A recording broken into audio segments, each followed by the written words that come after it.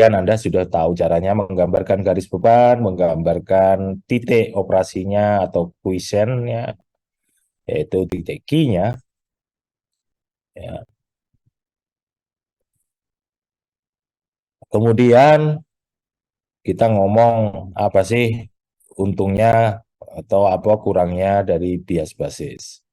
Bias basis itu tidak stabil ya. Jadi bias basis ini membuat teknik bias yang paling tidak populer. Kenapa tidak stabil? Ya, karena arus kolektor ya sama tegangan kolektor emitornya. Tentunya IC sama VCE-nya itu apa titik Q-nya di sini itu rangkaian itu nggak boleh berubah terlalu banyak dalam operasinya. Q-nya itu nggak boleh bergeser-geser gini ya. Atau IC-nya berubah, VCE-nya berubah, nggak boleh. Ya, Q itu kalau bisa operasi dalam operasi transistor itu selalu tetap di situ, gigih, ya bertahan. Nah, kalau berubah-ubah, waduh ya, anu, nggak stabil itu namanya. Ya,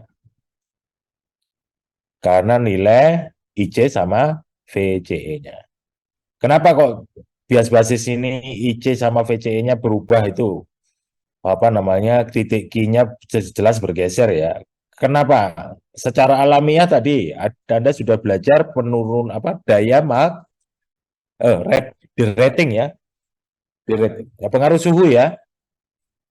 Coba kalau pengaruh suhu.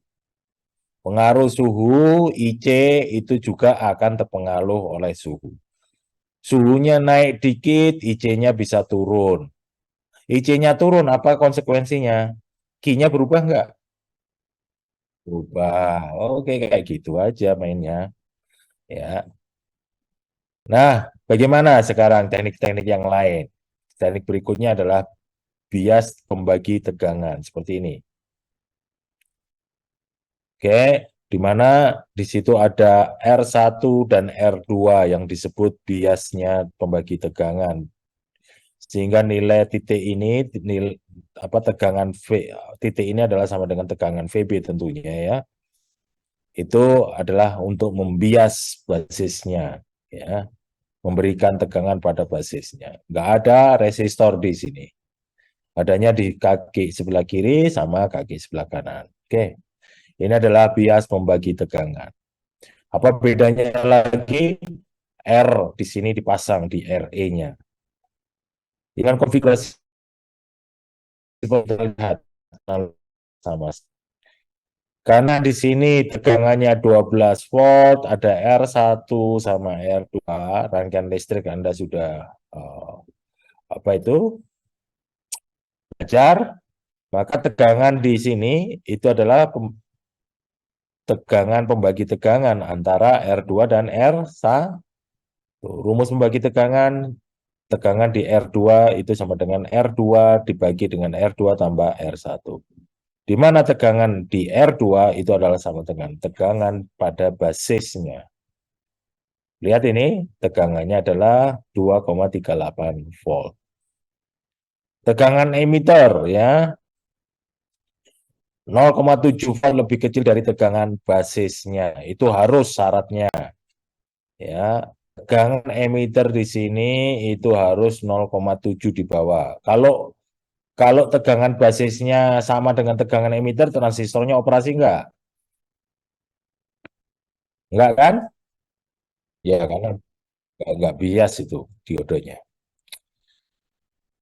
Oke, dengan asumsi itu ya, maka VE itu bisa dihitung ya. VE-nya sama dengan VB dikurangi VBE ya. Jadi VB-nya 2,38 volt ya dikurangi tegangan emitter basis emiternya 1,68 volt.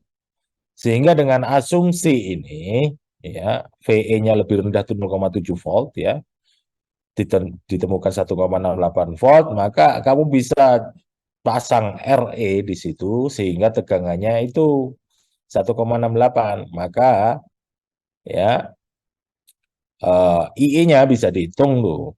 IE-nya adalah VE dibagi dengan RE. 7 miliampere ya. IE-nya 7 miliampere. Asumsi lagi IE sama dengan IC ya. Karena basisnya itu ngalirnya dikit ya. Yang apa namanya emitter ini adalah ujung akhir dari sambungan-sambungan pipa. Kalau Anda masih ingat ekuivalen transistor pada saat pertama kali saya jelaskan gitu ya. Biasanya asumsi-asumsi itu kita pakai seterusnya. Kalau nggak diminta secara khusus, itu ya kita asumsikan IE sama dengan IC gitu ya. IE-nya 7 miliampere gitu ya. Sekarang beta DC sama dengan 100, asumsikan IC kurang lebih sama dengan IE, maka IC-nya 7 miliampere. Tegangan terminal kolektor ya, itu adalah mana itu VC? VC itu mana? Ini kan VC ya.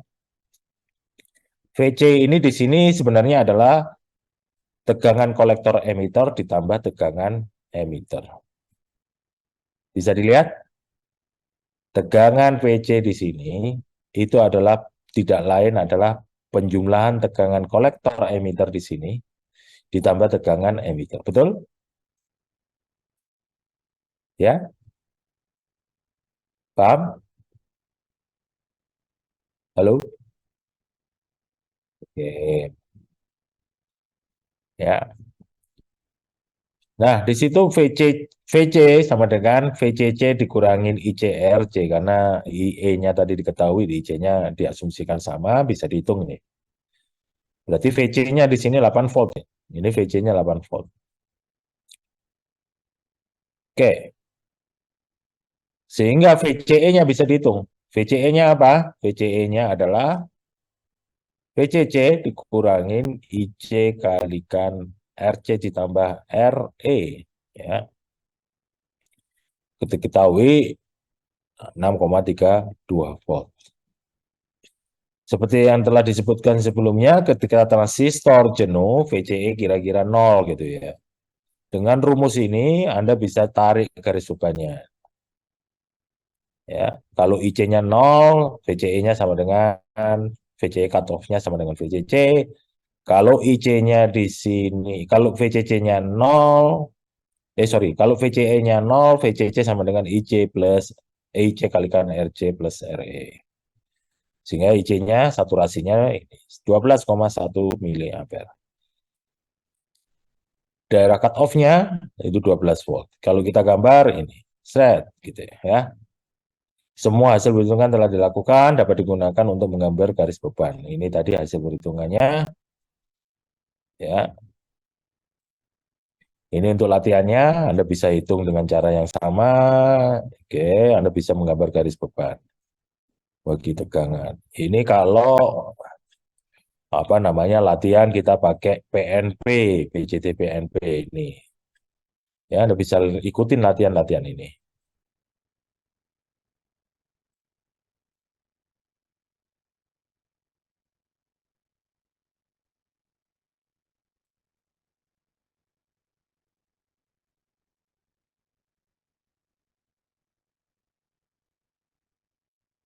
Oke, sampai sini ada yang tanyakan? Ini sudah habis ya. Ada yang tanyakan? Anda ikutin latihan-latihan ini ya. Contoh-contoh soal ini saya yakin Anda bisa memahaminya. Kemudian